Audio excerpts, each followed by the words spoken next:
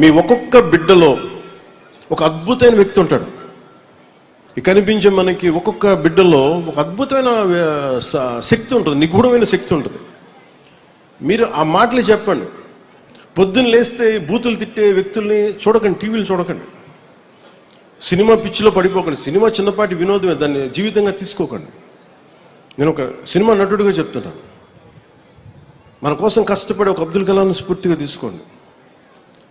మనకి దాతలు ఇచ్చిన ఈ చౌక్ పేరు పెట్టుకున్న అలాంటి పెద్దలను తీసుకోండి, అలాంటి స్ఫూర్తి తీసుకోండి.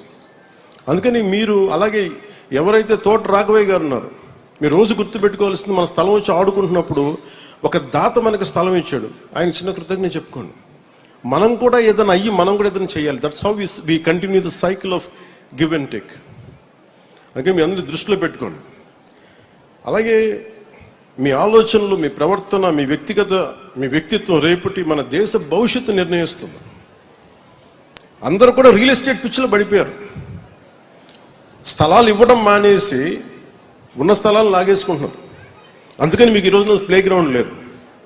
అందుకని మీకు ప్లే గ్రౌండ్ ఉండాలంటే ఏమి చేయాలి? సార్ కలెక్టర్ గారు కానీ, మేడం శుక్లా గారు కానీ, రంజిత్ భాషా గారిని కూర్చోబెట్టి దయచేసి మన పత్తిపాటి పుల్లారావు గారికి నేను వినవించుకుంటా ఉన్నా, పిల్లల కోరికని నెరవేర్చండి. ఎవరెవరో స్థలాలు వేల ఎకరాలు, వేల కోట్లు దోచేస్తూ ఉన్నారు. అలా కాకుండా పిల్లలకి, ఎందుకంటే వాళ్ళు పరిగెట్టాలి అంటే, వాళ్ళకి శక్తి కావాలంటే, 100 మంది పరిగెట్టాలంటే కనీసం 2 ఎకరాల స్థలం కావాలి. నారావారి పల్లిలో నేను వెళ్తే కనీసం స్కూల్ గ్రౌండ్ లేదు. అందుకని నేనే సొంత డబ్బులతో కొనిచ్చాను.